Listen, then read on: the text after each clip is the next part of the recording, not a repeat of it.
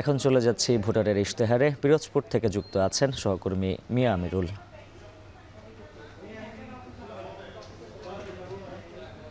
ইশতেহারে পিরোজপুর জেলা থেকে যুক্ত হয়েছি আমি মিয়া আমিরুল।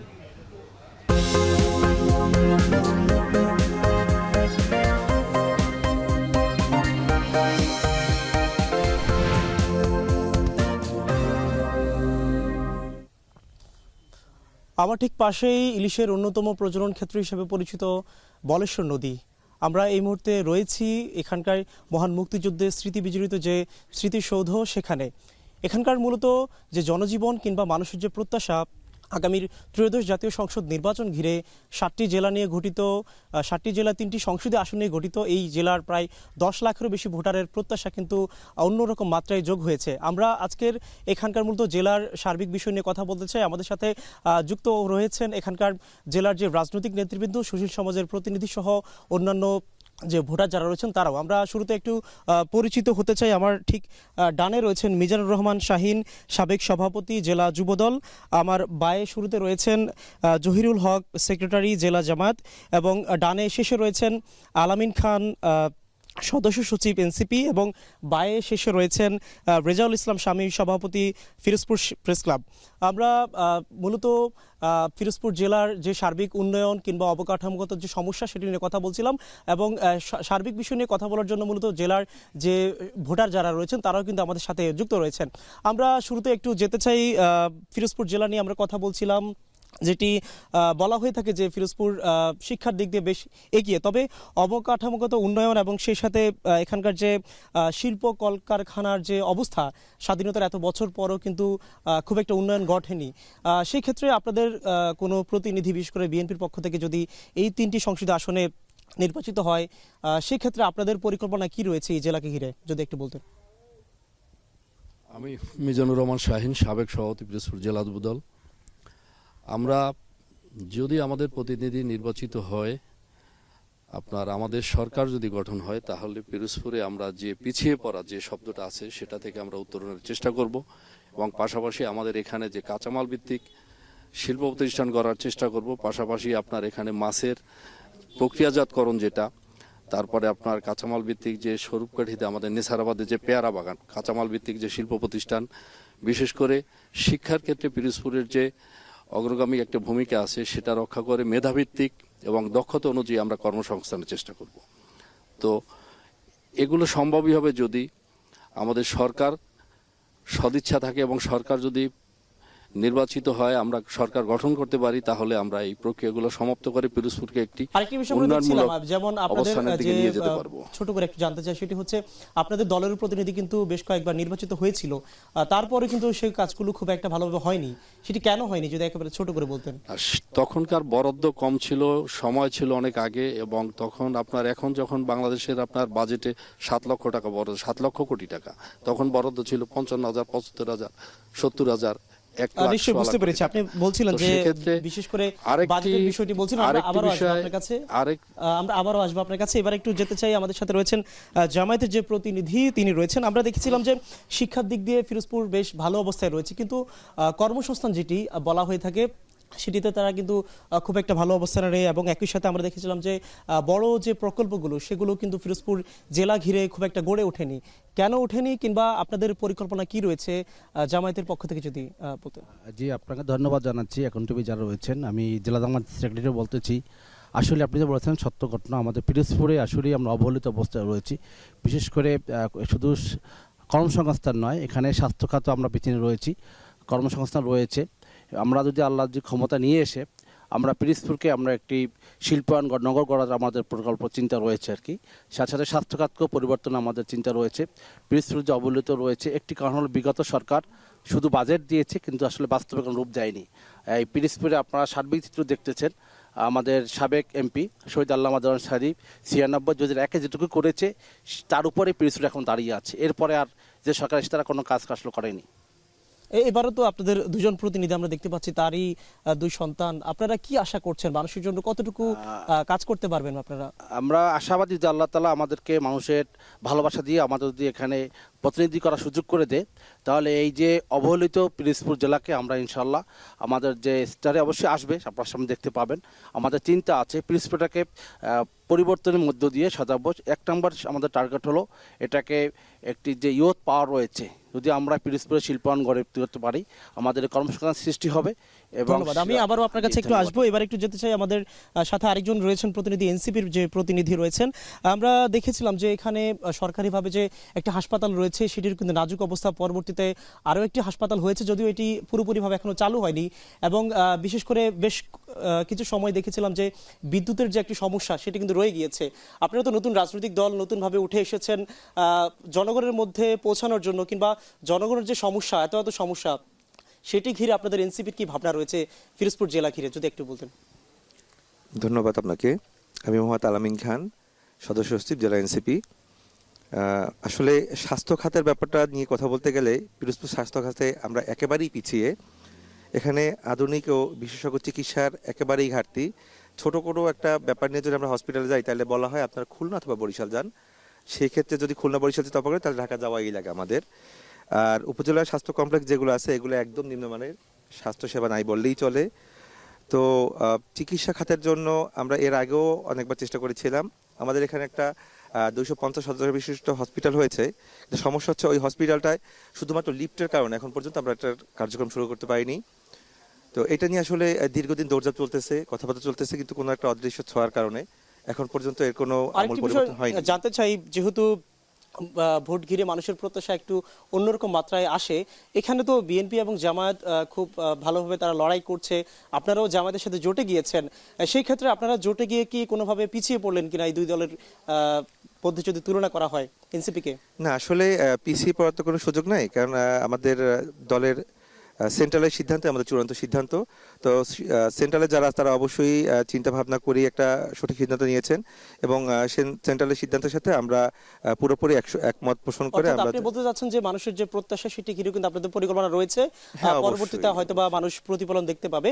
ধন্যবাদ আপনাকে। আমরা আবারও আপনার কাছে আসবো। এবার একটু যেতে চাই, আমাদের সাথে রয়েছেন যে জেলা প্রেস ক্লাবের যে সভাপতি। আমরা তো কথা বলছিলাম, প্রেস ক্লাবের সভাপতি, আমরা তো কথা বলছিলাম নানা সমস্যা নিয়ে, নিশ্চয়ই সমস্যাগুলো থাকবে। তবে এখানকার রাজনৈতিক দলের নেতৃবৃন্দ সমস্যা সমাধানের ক্ষেত্রে কোন কোন বিষয়ে গুরুত্ব দিতে পারে, প্রথম সারির যে সমস্যাগুলো? ধন্যবাদ আপনাকে। আমি এস.এম. রেজাউল ইসলাম শামীম, সভাপতি পিরোজপুর প্রেস ক্লাব। দেখেন, পিরোজপুর হচ্ছে এই দক্ষিণাঞ্চলের সবচেয়ে অবহেলিত একটি জেলা। এই জেলায় আমরা অনেক গুণী ব্যক্তিদের দেখেছি, অনেক নেতৃত্ব দেখেছি, কিন্তু এই জেলায় আমাদের কাঙ্ক্ষিত উন্নয়ন কখনোই হয়নি। তো আমরা চাইব আগামী যে নির্বাচন, সেই নির্বাচনে যারা প্রতিনিধি হয়ে আসবেন, জনপ্রতিনিধি, তারা এই জেলার দিকে লক্ষ্য রাখবেন। আমাদের জেলা শিক্ষা এগিয়ে থাকলেও অবকাঠামোগত দিক থেকে আমরা অনেক পিছিয়ে। আপনি দেখবেন পিরোজপুরের রাস্তাঘাট, পিরোজপুরের ব্রিজ, এগুলোর অবস্থা, পিরোজপুরের যোগাযোগ ব্যবস্থা হচ্ছে সবচেয়ে খারাপ অবস্থায় আছে। আমরা চাইব যারা নির্বাচিত হয়ে আসবেন, তারা এই পিরোজপুরের শিক্ষা, অবকাঠামোগত উন্নয়ন, বিশেষ করে মানব সম্পদকে যেন তারা সম্পদে পরিণত করতে পারেন এবং এই মানব সম্পদকে কাজে লাগিয়ে পিরোজপুরের উন্নয়ন ঘটাতে পারেন। আমাদের প্রত্যাশা থাকবে সেই। একটা বিষয় জানতে চাই, সেটি হচ্ছে বিভিন্ন রাজনৈতিক দলের প্রতিনিধিরা তারাও কিন্তু সেই কথাগুলো বলছে, তবে এখানটায় কোন বিষয় ঘাটতি রয়েছে বলে আপনার কাছে মনে হয় যে এখন পর্যন্ত সেটি আমার সমাধানের পর্যায়ে আসছে? এটা আমার একদম ব্যক্তিগত অভিমত। ঘাটতিটি হচ্ছে আমাদের একেবারে ইচ্ছা। আমরা চাইব যে যারা নির্বাচিত হয়ে আসবেন, তারা অবশ্যই এই পিরোজপুরের প্রতি লক্ষ্য রাখবেন, পিরোজপুরের উন্নয়নের দিকে লক্ষ্য রাখবেন। কারণ আপনি দেখবেন পিরোজপুরের পাশে রয়েছে বাগেরহাট জেলা। বাগেরহাট জেলা অনেক উন্নত। আপনি জানেন পিরোজপুর, খুলনা একই সাথে মহকুমা হয়েছিল, সেই খুলনা এখন বিভাগে পরিণত হয়েছে, আর আমরা সেই পিরোজপুরে রয়ে গেছি। ধন্যবাদ। আমরা শুনছিলাম, কথা বলছিলাম এখানকার যে প্রতিনিধিরা, তারা যে বলছিল। আমরা আবারও আপনার কাছে একটু আসবো। এবার একটু আমাদেরকে বিরতিতে যেতে হচ্ছে। আমরা ভোটারের ইশতেহারে কথা বলছিলাম, ফিরোজপুরের যে জেলার ভোটার এবং সেই সাথে রাজনৈতিক নেতৃবৃন্দ। এবার যেতে হচ্ছে একটি বিরতিতে, ফিরছি কিছুক্ষণ পরেই। Amrapali fruit syrup, real magic in every drop.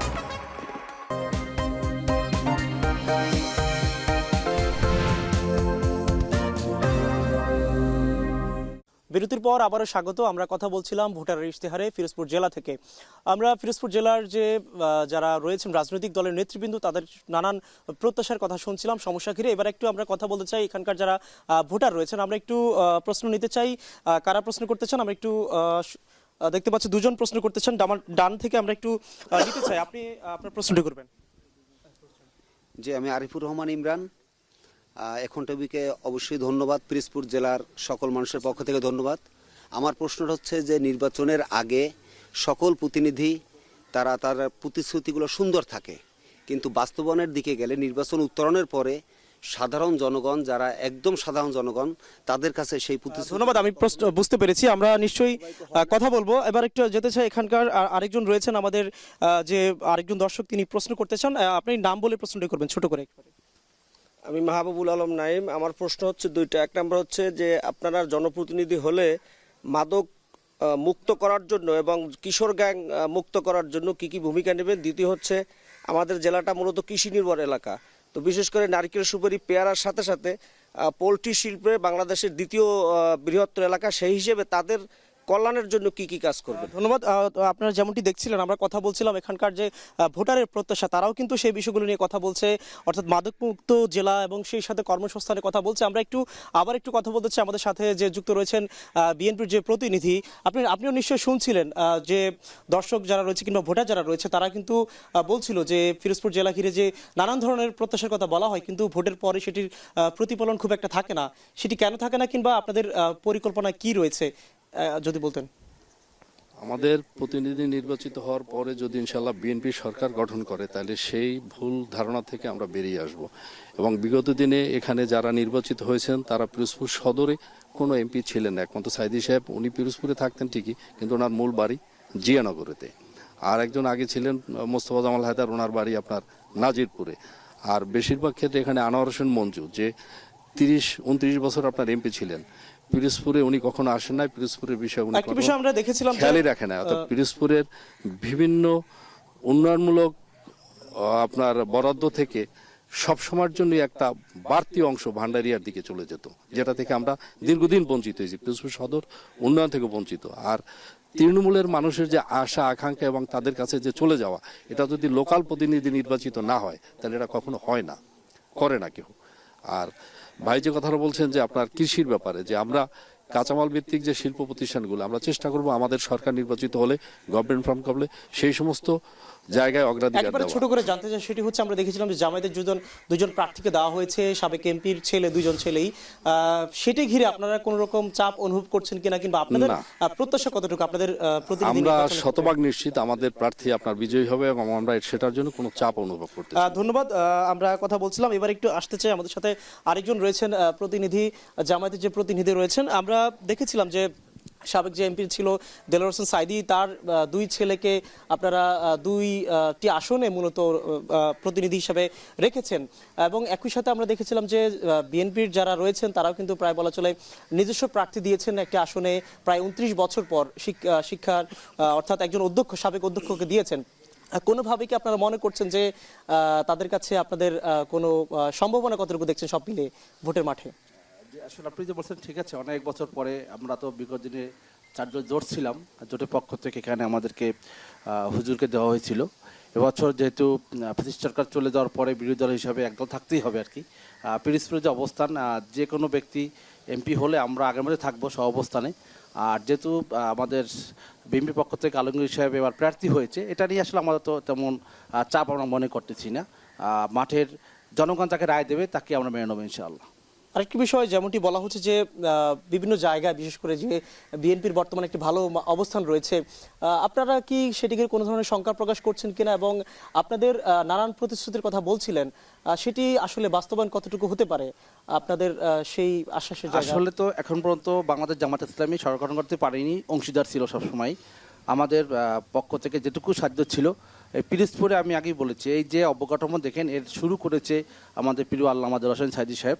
যদি আল্লাহ তার সামনে আমাদের যে নির্বাচন এসেছে, যদি জনগণ আমাদের রায় দেয়, আশা করি আমরা পিরোজপুরকে জেলে সাজাতে পারবো ইনশাল্লাহ। ধন্যবাদ। আমরা কথা বলছিলাম, এবার একটু যেতে চাই, আমাদের সাথে আরেকজন প্রতিনিধি রয়েছেন এনসিপির, যে আমরা দেখছিলাম যে আপনাদের যে 24-এর গণঅভ্যুত্থানের পরবর্তী সময়ে দল গঠন হয়েছে এবং আপনাদের পথ চলা কিন্তু সেখান থেকে মূলত এখানটায় মানুষের মধ্যে যে আপনার বিশেষ করে নির্বাচন, সেই সাথে গণভোট হচ্ছে এবারে 12 ফেব্রুয়ারিতে।